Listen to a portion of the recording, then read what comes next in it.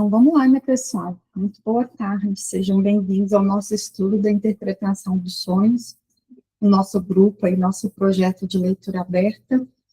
Para quem está chegando, esse é um momento que eu compartilho, um momento pessoal de estudo. Eu resolvi tirar um dia numa semana para pegar uma obra que eu já estudei, ou ler alguma coisa nova, diferente do que eu já estou estudando em outros grupos, em outros momentos, e compartilhar esse momento de forma aberta aí com quem desejar participar.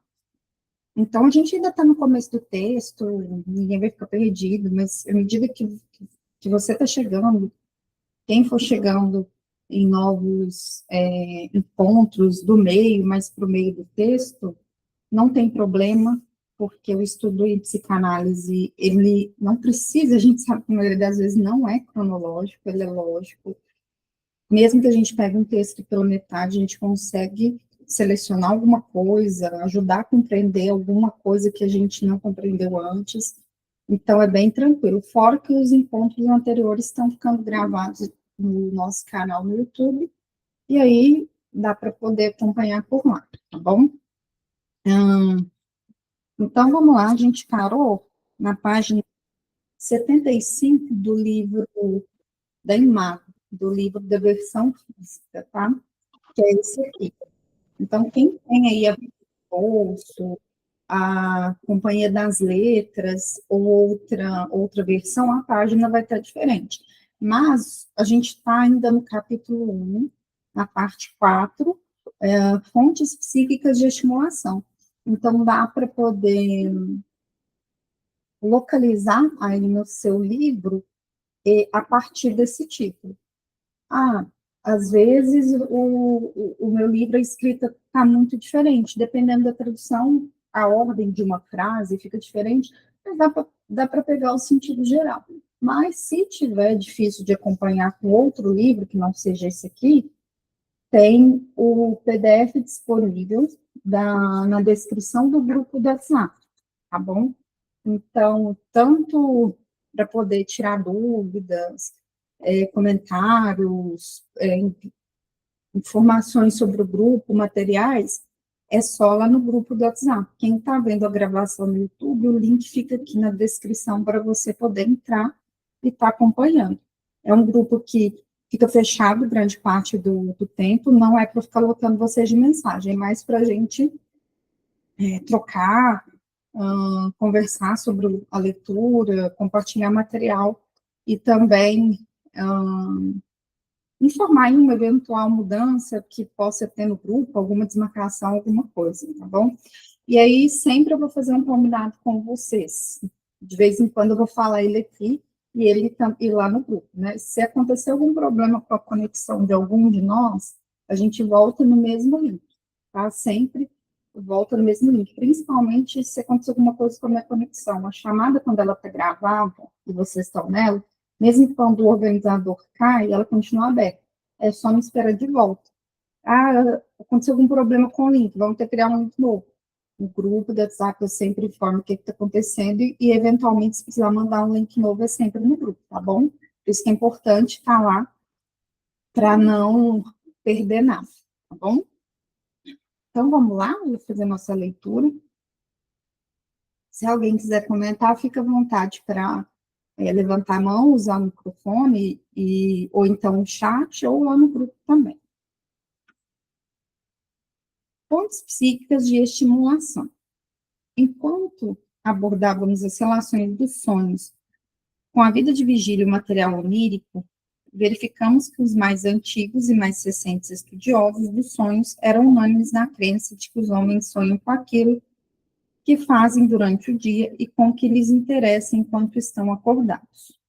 Tal interesse, transpondo da vida de vigília para os sonhos, seria não somente um vínculo mental, um elo entre os sonhos e a vida, como também nos proporcionaria uma fonte adicional de sonhos, que não seria de se desprezar.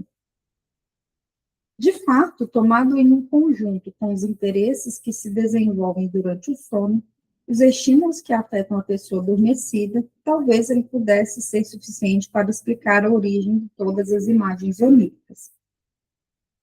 Mas também ouvimos a afirmação oposta, ou seja, a de que os sonhos afastam o sujeito adormecido dos interesses diurnos e que, em regra geral, só começamos a sonhar com as coisas que mais nos impressionaram durante o dia, depois de elas terem perdido o sabor de realidade na vida de vigília. Assim, a cada passo que damos em nossa análise da vida onírica, sentimos que é impossível fazer generalizações sem nos resguardarmos por meio de ressalvas, como frequentemente, via de regra, ou na maioria dos casos, e sem estarmos dispostos a admitir a validade das exceções. Comentando, né, como a gente já tem, via de regra, e conhecimento sobre o sono, às vezes a gente vai ter alguma ideia, né, de coisas que a gente já estudou, e até pode ser que eu comente coisas no texto que a gente ainda vai chegar, mas que eu já porque tem a ver aí, né, com os estudos, né, que a gente vai fazendo ao longo do tempo, né, mas, por exemplo, assim, o que a gente sabe hoje sobre o sono? O sonho é sobre o que a gente viveu no dia, o sonho é um desejo inconsciente, o sonho é o quê, né? E quando a gente sonha, tem um pesadelo, né? É um desejo mesmo sendo um pesadelo? Então, o sonho é a nossa via régia de acesso ao inconsciente, a gente sabe que é a via privilegiada, né, em relação às outras formas, como ato falho, como sintoma. Dessa forma, ele traz conteúdos da ordem do desejo, mas lá em 1920, com a criação criação, não sei se é uma palavra boa, né, mas com a construção aí do conceito de pulsão de morte, compulsão e repetição, o Freud também vai trazer que existem sonhos que são de angústia, então nem todo sonho vai falar necessariamente do desejo. E se o sonho é uma via régia de acesso ao inconsciente, então não vai ser só coisa bacana, legalzinha que a gente vai ter no sonho, porque no inconsciente não tem só coisa boa e legalzinha, né? Tem, inclusive, conteúdos que são rechaçados da consciência e que alguns podem até ser aprazíveis para o nosso mundo inconsciente, mas para o nosso consciente, para o nosso ego, vai ser da ordem do insuportável, por isso que eles são recalcados. E aí o sonho, ele é construído tanto por causa desses elementos inconscientes, como os elementos conscientes que se passam aí ao nosso redor, né? Então, é bem comum a gente ter uma conversa com alguém durante o dia, por exemplo, e a gente sonhar com algo daquela conversa, assim. Só que aí o conteúdo vai deslocando, ou vai se condensando com outras coisas, e aí o inconsciente se vale desse material da vida de vigília, de quando a gente está acordado, para poder justamente encontrar uma forma de fazer o conteúdo inconsciente furar essa coisa do recalque, da censura, e chegar aí para a gente. Então, de uma forma que seja possível, assim, depois, né, ao despertar, aquele sonho, ele passar, nem que seja um pouco ali pela barreira da censura. Então, os sonhos, eles são manifestação do inconsciente, eles carregam caráter de desejo, mas também para além disso, como a questão da compulsão, repetição, ou da pulsão de morte, e ele se vale de conteúdos aí do nosso dia a dia para poder justamente conseguir inserir no sonho as questões inconscientes por meio desses conteúdos aí do dia a dia.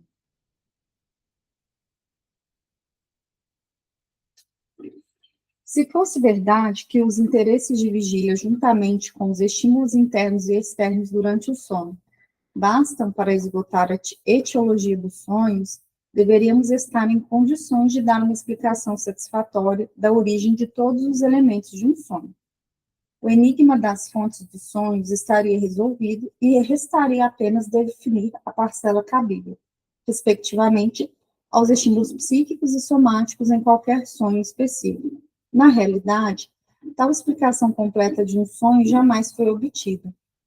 E quem quer que tenha tentado consegui-la, deparou com partes, geralmente muito numerosas, do sonho, sobre cuja origem nada pôde dizer. está claro que os interesses diurnos não são fontes psíquicas tão importantes dos sonhos quanto se poderia esperar das asserções categóricas de que todas as pessoas continuam a transpor seus assuntos diários para o sonho.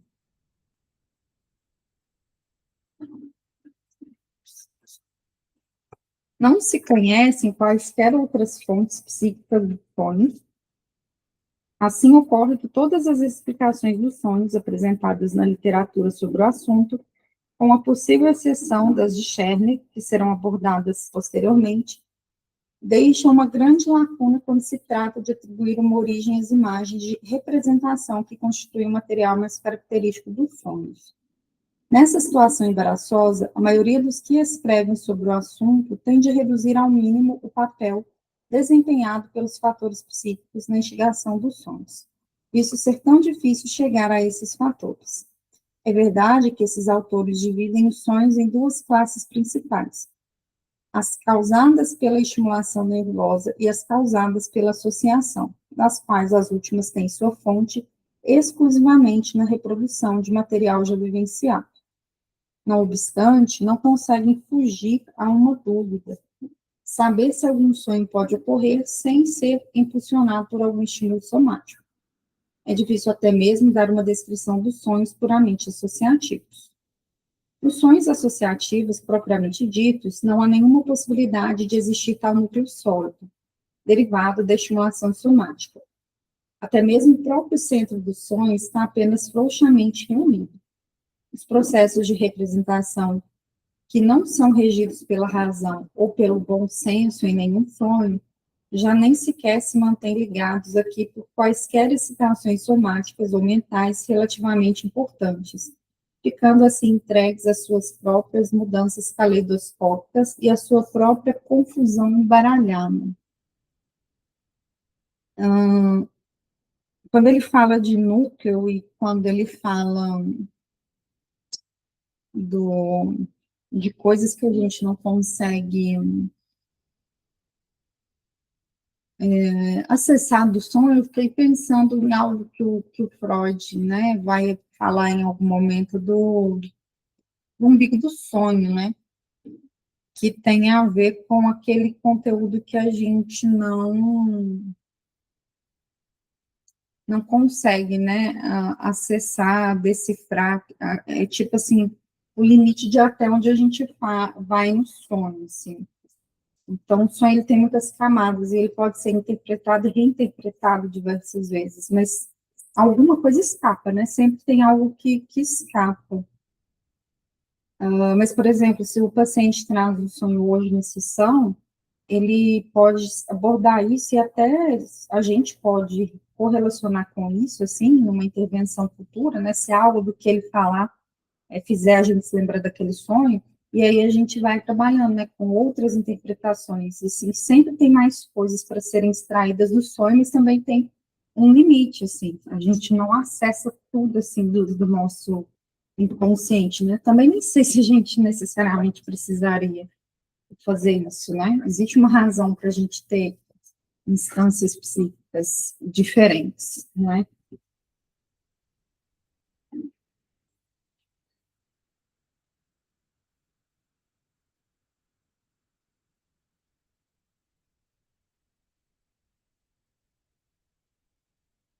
Só conferindo aqui o texto, tá, pessoal?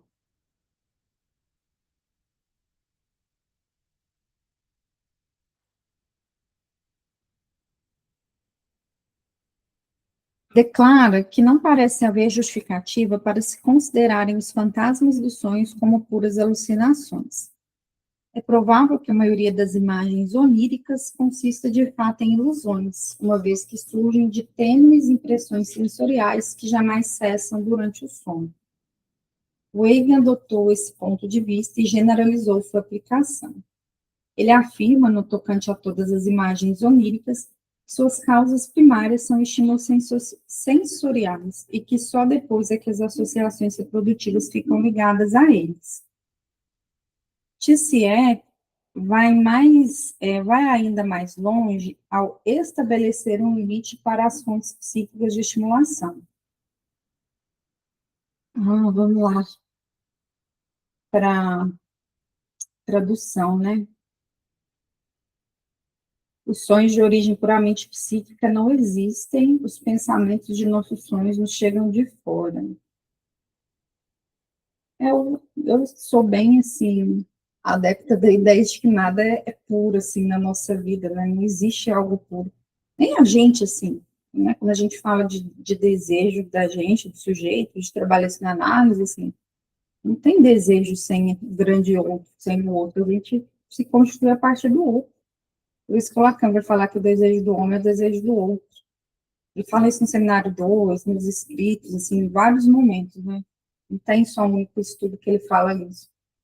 Então, eu não acredito que nenhuma experiência é puramente assim, isso aqui é do sujeito, isso aqui é do social, isso aqui é do biológico, puramente, né? Eu acho que todas as coisas vão se atravessando mutuamente. Os autores, que como eminente filósofo Wundt adotam uma posição intermediária, não deixam de observar que, na maioria dos sonhos, os estímulos somáticos, os instigadores psíquicos, sejam eles desconhecidos ou identificados como interesses diurnos, atuam em cooperação.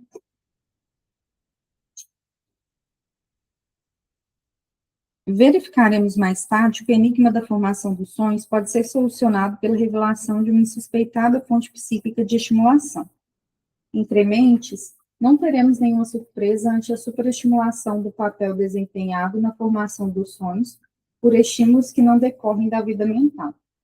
Não apenas eles são fáceis de descobrir e até mesmo passíveis de confirmação experimental, como também a visão somática da origem dos sonhos está em perfeita harmonia com a corrente de pensamento predominante na psiquiatria de hoje. É verdade que a predominância do cérebro sobre o organismo é sustentada com aparente confiança. Não obstante, qualquer coisa que possa indicar que a vida mental é de algum modo independente de alterações orgânicas demonstráveis, ou que suas manifestações são de algum modo espontâneas, alarma o psiquiatra moderno, como se o reconhecimento dessas coisas fosse trazer de volta, inevitavelmente, os dias da filosofia da natureza e de visão metafísica da natureza da mente. As suspeitas dos psiquiatras puseram a mente, por assim dizer, sob tutela, e agora eles insistem em que nenhum de seus impulsos tenha permissão de sugerir que ela dispõe de quaisquer meios próprios. Esse comportamento apenas mostra quão pouca confiança eles realmente depositam na validade de uma relação causal entre o somático e o psíquico. Mesmo quando uma pesquisa mostra que a causa aprofundada tem de levar mais adiante a trilha e descobrir uma base orgânica para o fato mental. Mas se no momento não podemos enxergar além do psíquico, isso não é motivo para negar-lhe a existência. A gente não tem, né, como provar concretamente a existência do inconsciente ou de qualquer coisa psíquica. A gente faz isso pelos relatos, né? Mas não quer dizer que não exista, né? Não é porque uma coisa não existe que a gente não possa. Aliás, não é porque a gente não vê uma coisa que ela não exista, assim. Basicamente, as emoções a gente não vê, né? Mesmo quando ali se faz uma ressonância, né, magnética, por exemplo, do cérebro, a gente vê áreas ativadas de determinadas emoções ou funções cognitivas. Mas a gente está vendo a área o aspecto funcional do cérebro. A gente está vendo onde que aquilo ali está, onde o estímulo está localizado nesse biológico, mas a gente não é a emoção em si, né? Não é o inconsciente em si que a gente vê, né? A gente não vê a estrutura clínica, mas a gente sabe que existe, assim. É só um devaneio aqui mesmo que eu tive a partir disso aqui.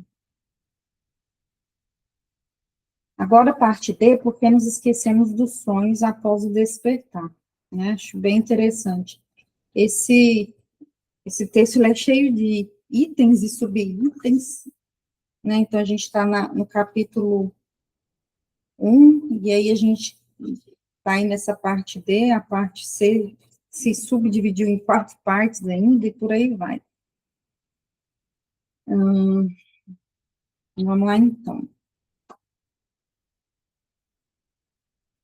É fato proverbial que os sonhos se desvanecem pela manhã, né? Quem nunca tentou se lembrar de um sonho, levantou, bebeu água, tomou café e esqueceu, né?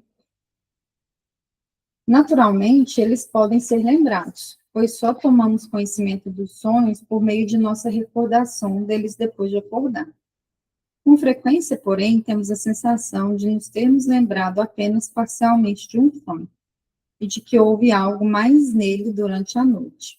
Podemos também observar como a lembrança de um sonho, que ainda era nítida pela manhã, se dissipa, salvo por alguns pequenos fragmentos no decorrer do dia. Muitas vezes sabemos que sonhamos sem saber por que sonhamos.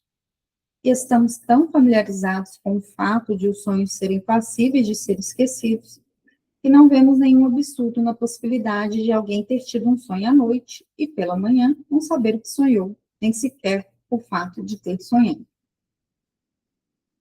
Por outro lado, ocorre às vezes que os sonhos mostram extraordinária persistência na memória. Tenho analisado sonhos de pacientes meus ocorridos há 25 anos ou mais. Lembro-me ainda de um sonho que eu próprio tive há mais de 37 anos e que, no entanto, está mais nítido que nunca em minha memória. Tudo isso é muito notável e não é inteligível de imediato. A explicação mais detalhada do esquecimento dos sonhos é a que nos fornece Strumper. Trata-se, evidentemente, de um fenômeno complexo, pois Strumper o atribuiu não a uma causa única, mas a toda uma série delas. Em primeiro lugar, todas as causas que conduzem ao esquecimento na vida de vigília operam também no tocante aos sonhos. Quando estamos acordados, normalmente nos esquecemos de imediato de inúmeras sensações e percepções, seja porque foram fracas demais ou porque a excitação mental ligada a elas foi excessivamente pequena. O mesmo se aplica a muitas imagens oníricas, que são esquecidas por serem fracas demais, enquanto outras imagens mais fortes, adjacentes a elas, são recordadas. O fator da intensidade, contudo, de certo não é suficiente, por si só, para determinar se uma imagem onírica será lembrada. Strumper admite, assim como outros autores, que muitas vezes nos esquecemos de imagens oníricas que sabemos terem sido muito nítidas, enquanto o grande número das que são obscuras e carentes de força sensorial situam-se entre as que são retidas na memória. Além disso, quando acordados, tendemos facilmente a esquecer um fato que ocorre apenas uma vez e a reparar mais depressa naquilo que possa ser percebido repetidamente. Ora, a maioria das imagens oníricas constituem experiências únicas, mas aqui tem a observação de que os sonhos se repetem periodicamente, têm sido observados com muita frequência. Não sei se vocês já tiveram isso, de sonhar com a mesma coisa, várias vezes. Eu lembro de um sonho que eu acho que desde criança, de vez em quando eu tenho, também tempo que eu não tenho esse sonho, que é de estar atrás de um carro, assim, não lembro quem estava dirigindo, mas sentado assim, na parte de trás do carro, e ao mesmo tempo é como se eu estivesse vendo por fora. E o carro passando por alguma estrada, alguma coisa assim, que fazia movimentos, que era uma estrada, um movimento de ondas, né? Então ele acompanhava esse movimento da estrada. Eu sonhava muito com isso, né? Tem tempo que eu não sonho por isso, né? Não sei porquê, agora, vamos levar para análise para descobrir.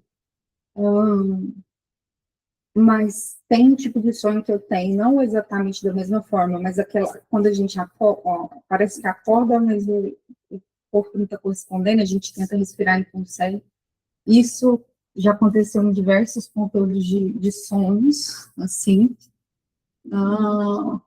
Eu sonho muito com curvas de estrada, de estar dirigindo, ou seja, pilotando uma moto ou dirigindo, e não conseguir fazer a curva, assim, né? E eu tenho pavor disso acontecer na vida real, talvez por isso que eu sonho tanto com isso, assim.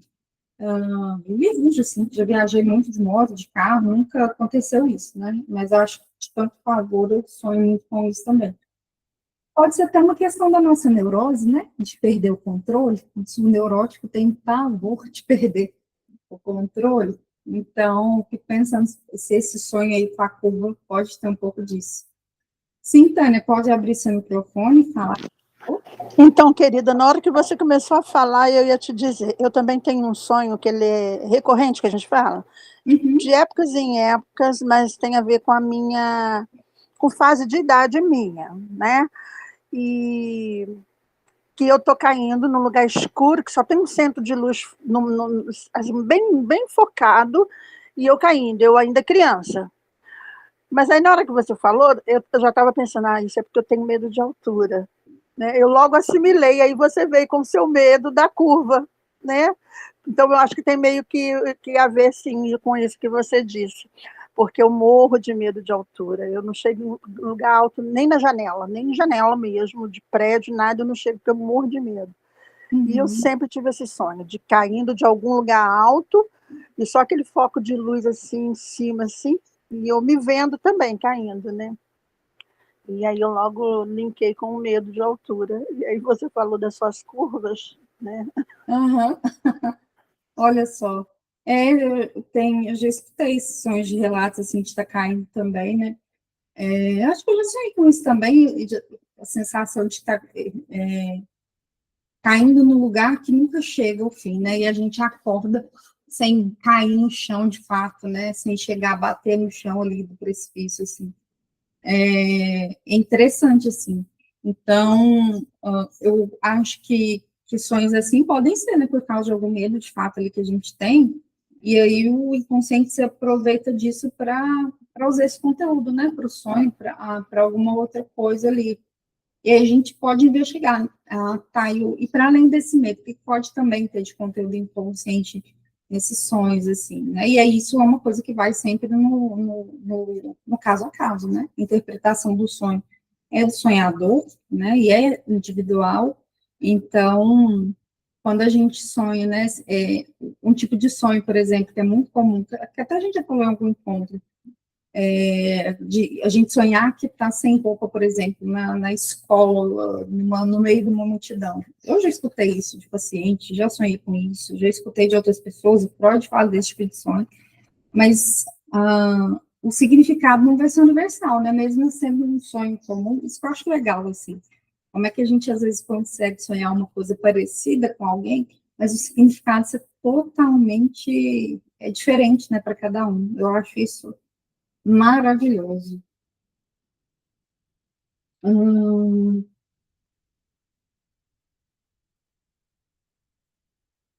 Voltando aqui, a gente tinha lido a nota, né?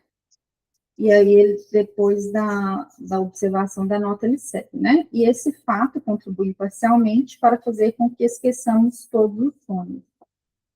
Uma importância muito maior prende-se a uma terceira causa do esquecimento. Para que as sensações, as representações, os pensamentos e assim por diante atinjam um certo grau de suscetibilidade para serem lembrados, é essencial que não permaneçam isolados, mas que sejam dispostos em concatenações e agrupamentos apropriados. Quando um verbo curto de uma composição poética dividido nas palavras que compõem e estas são embaralhadas, torna-se muito difícil recordar. Quando as palavras são convenientemente dispostas e colocadas na ordem apropriada, uma palavra ajuda a outra e o todo, estando carregado de sentido, é facilmente assimilado pela memória e retido por muito tempo. Em geral, é tão difícil e inusitado conservar o que é absurdo como reter o que é confuso e desordenado. Ora, na maioria dos casos, faltam aos sonhos inteligibilidade e ordem. Né? Então, não é porque a gente sonha naquela ordem que é naquela ordem que a gente vai encontrar as nuances, o significado do sonho. Né? A gente pode ir interpretando uma parte e depois outra, enfim. As composições que constituem os sonhos são desprovidas das qualidades que tornariam possível recordá-las, sendo esquecidas porque, via de regra, desfazem-se em pedaços no momento seguinte.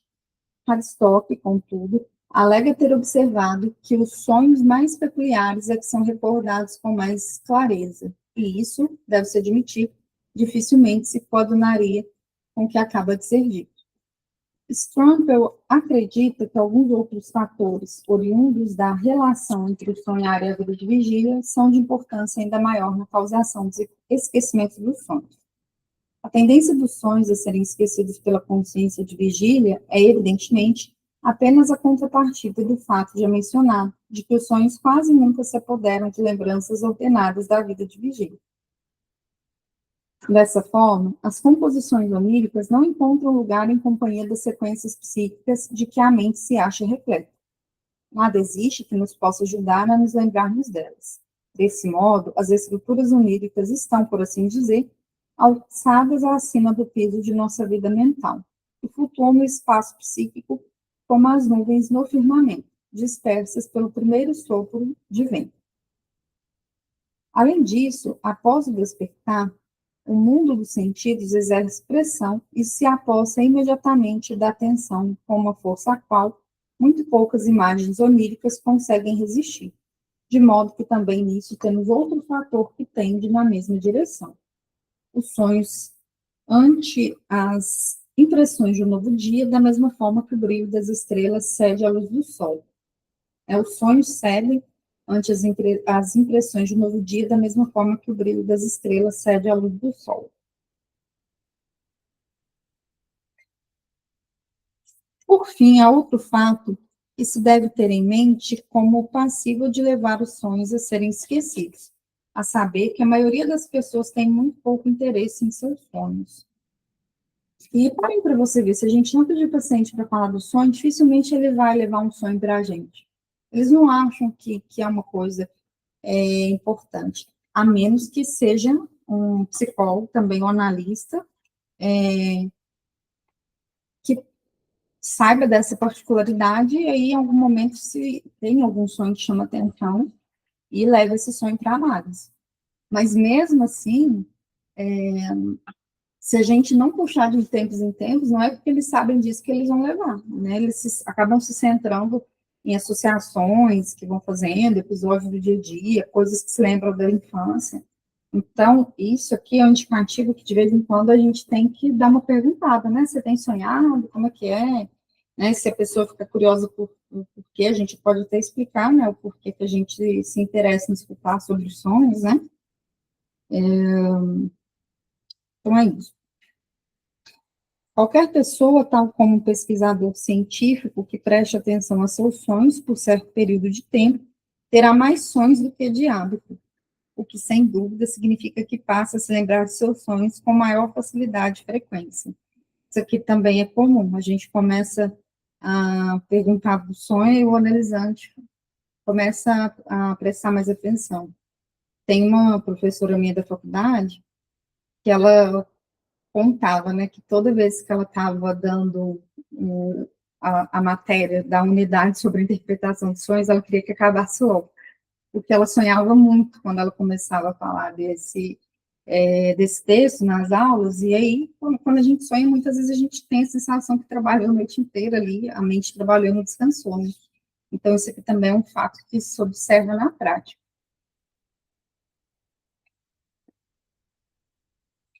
Duas outras razões, porque os sonhos são esquecidos, que Benini cita como tendo sido propostas por Bonatelli, como acréscimos às mencionadas por Strampel, parecem, de fato, já estar abrangidas por estas últimas. São elas: que a alteração da anestesia entre os estados de sono e de vigília é desfavorável à reprodução recíproca entre eles, e que o arranjo diferente do material ideacional nos sonhos os torna intraduzíveis, por assim dizer, para a consciência de vigília.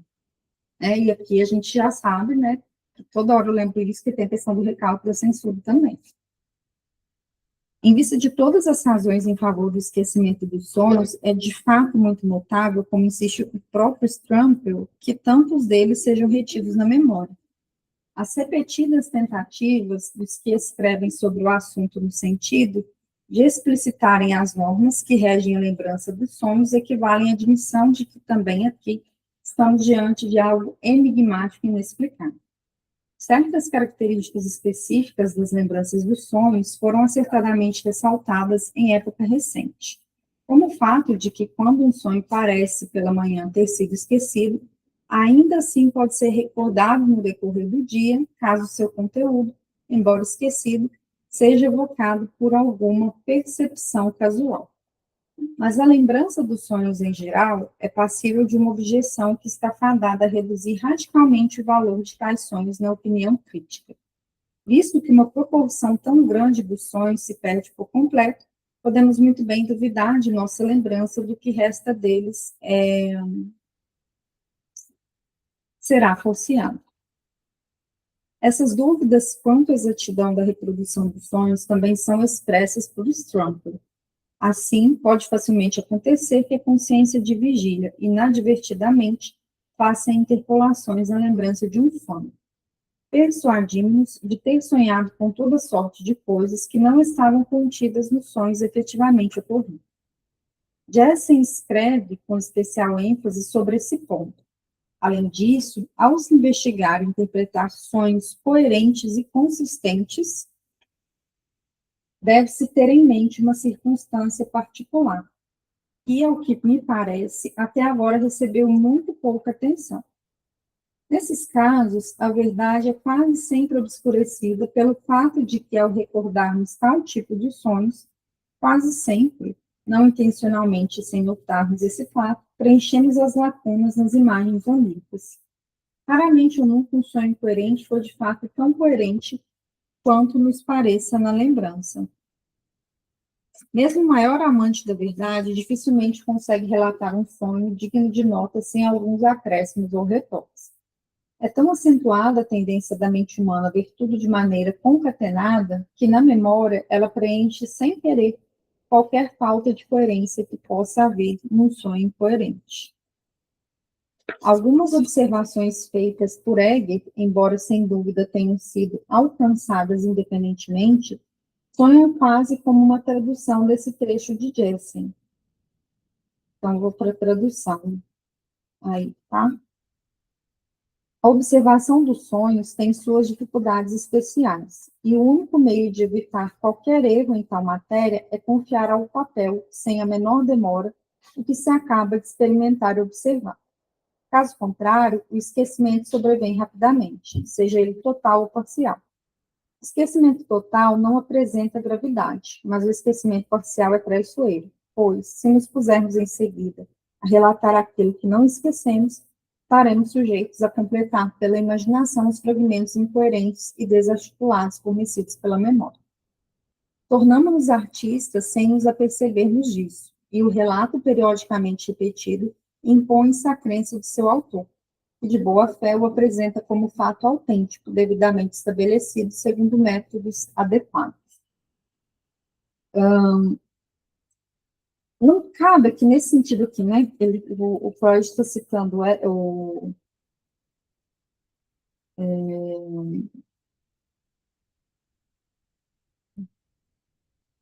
está citando Jensen, fazendo uma ligação disso com as observações de Hegel. Sobre essa questão da anotação, né? Ou seja, que é meio que ali acho que até uma indicação, um conselho de anotar o sonho para não se esquecer dele. E faz sentido, assim. Eu já me lembrei de muitos sonhos que ficaram anotados assim. Só que tem um detalhe, não é por causa disso que a gente vai pedir para o analisante ali fazer deverzinho de casa e começar a anotar os sonhos, assim.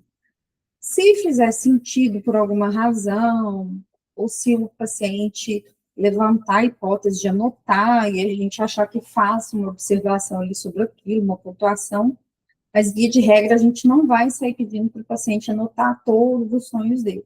Até porque tem um fator interessante. A questão da censura e do recalque são tão fortes que, mesmo a gente anotando o sonho, pode ser que a hora que a gente leia aquela anotação daqui 2 semanas, a gente não se lembre e não faça o menor sentido para a gente. Então, anotar também não é garantia de que o sonho não vai se perder. Eu acho, assim, mais eficaz quando eu acordo, eu pensar no sonho, eu gosto muito quando eu sonho e tenho a análise no dia, né? Porque aí eu já levo o sonho para análise. E às vezes também uma coisa que eu faço é contar o sonho para alguém. Quando eu conto e relato para alguém, eu me lembro muito mais do que se eu anotar. E eu acho que é até pelo fato da gente se escutar contando, igualzinho na análise, quando a gente se escuta falando e a gente vai se apropriando, se apercebendo de algumas coisas, acho que é mais ou menos assim, né? E que também não é garantido que depois da próxima vez que a gente lembrar daquele sonho que a gente relatou, também não vai ter o mesmo sentido, assim. Mas são algumas coisas aí que podem ser válidas, mas que não são garantidas e que a gente também não tem que colocar como um dever de casa para o analisante, né? A psicanálise não trabalha com dever de casa, assim, não é errado, só que é outra coisa, né? Isso é muito usado em terapias cognitivas, comportamentais, mas a gente foca mesmo na associação livre.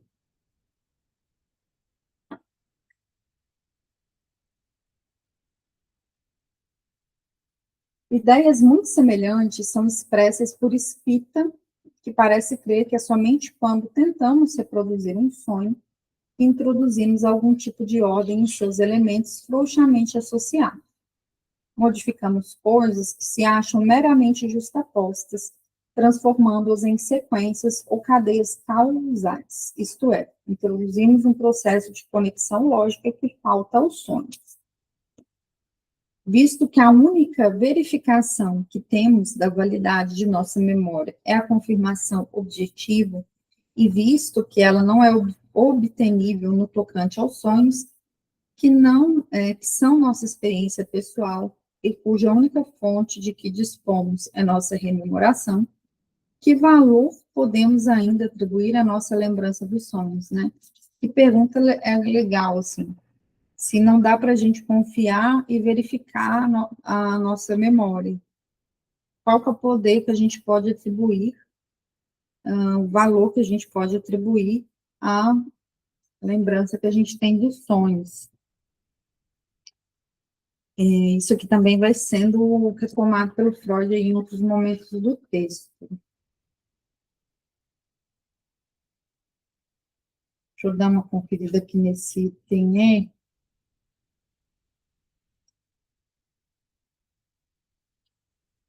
É um item enorme, parece. E é mesmo.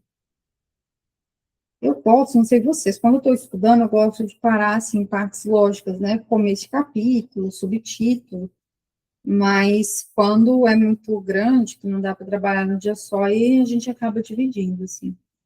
A lógica que eu tenho aí de estudo, né? Cada um tem uma lógica própria. Mas vamos ler pelo menos mais uma ou duas páginas, que a gente ainda tem tempo. As características psicológicas distintivas dos sonhos. Nosso exame científico dos sonhos parte do pressuposto de que eles são produtos de nossas próprias atividades mentais. Não obstante, o sonho acabado nos deixa a impressão de algo estranho a nós. Estamos tampouco obrigados a reconhecer nossa responsabilidade por ele, que somos tão aptos a dizer: tive um sonho, literalmente, um sonho veio a mim, quanto sonhei. Qual a origem desse sentimento de que os sonhos são estranhos à nossa mente? Em vista de nossa discussão das fontes dos sonhos, devemos concluir que a estranheza não pode ser causada pelo material que penetra o conteúdo deles, uma vez que esse material, em sua maior parte, é comum aos sonhos e à vida de vigília. Surge a questão de determinar se nos sonhos não haverá modificações nos processos da mente que produzam a impressão ora examinada. Por isso, faremos uma tentativa de traçar um quadro dos atributos psicológicos dos sonhos. Ninguém ressaltou com maior precisão a diferença essencial entre o sonhar e a vida de vigília, ou tirou dela conclusões de maior alcance do que Fechner, num trecho de sua obra, acho que Elemento da Psicofísica, alguma coisa assim. Em sua opinião, nem o mero rebaixamento da vida mental consciente a um nível inferior ao do limiar principal, nem o desvio da atenção das influências do mundo externo são suficientes para explicar as características da vida onírica quando contrastadas com a vida de vigília. Ele suspeita antes de que a cena de ação do sonho seja diferente da cena da vida de representações de vigília. Se a cena de ação da atividade psicofísica fosse a mesma do sono, né, no sono e no estado de vigília, os sonhos só poderiam ser, segundo o meu ponto de vista, um prolongamento, num grau inferior de intensidade, da vida de representações de vigília. E, além disso, seriam necessariamente do mesmo material e forma. Mas os fatos são bem diferentes disso. Não está claro o que Fechner tinha em mente ao se referir a essa mudança de localização da atividade mental. Nem tampouco, ao que eu saiba, qualquer outra pessoa seguiu a sua trilha indicada por suas palavras. Podemos, penso eu, descartar a possibilidade de dar à frase uma interpretação anatômica e supor que ela se refere à localização cerebral fisiológica ou mesmo às camadas histológicas do córtex cerebral. É possível, porém, que a sugestão venha finalmente a se revelar sagaz e fértil se puder ser aplicada a um aparelho mental composto por várias instâncias dispostas sequencialmente uma após outra. E vai desenvolver essa ideia também mais para frente.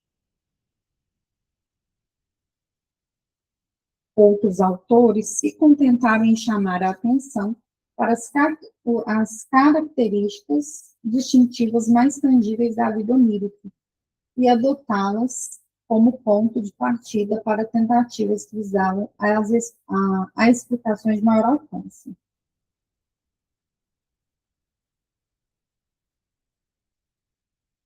Vou ler esse parágrafo aqui e qualquer coisa a gente volta nele na semana que vem. Ele se liga com o seguinte. Observou-se justificadamente que uma das principais peculiaridades da vida onírica surge durante o próprio processo de adormecimento, podendo ser descrita como um fenômeno anunciador do sono. De acordo com Schumacher, o que caracteriza o estado de vigília é o fato de que a atividade do pensar ocorre em conceitos e não em imagens. Isso aqui é muito interessante. A gente vai voltar semana que vem mesmo. Freud vai falar disso, assim, que os sonhos, ele acontecem em imagens, né? Ele dá muito valor para essa questão das imagens, assim.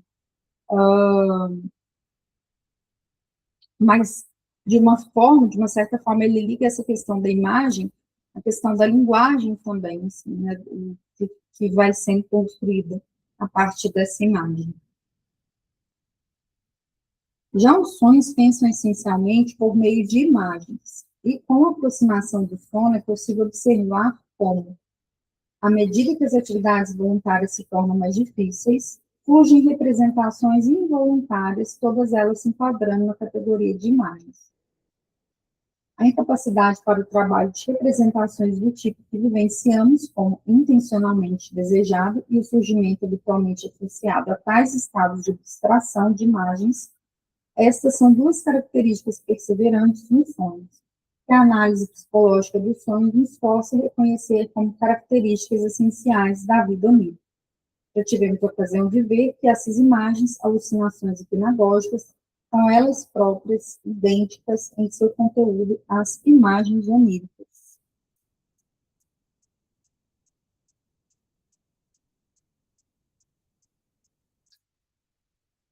E aí, pessoal, eu vou marcar esse ponto aqui, para a gente ficar por hoje, e a gente retorna na semana que vem, dia 26. Aí a gente vai reler esse parágrafo, esse último parágrafo, e seguir a partir da releitura dele, então, tá bom? Pessoal, obrigada pela presença. Qualquer coisa, a gente vai se comunicando pelo grupo. Um abraço e a gente se vê.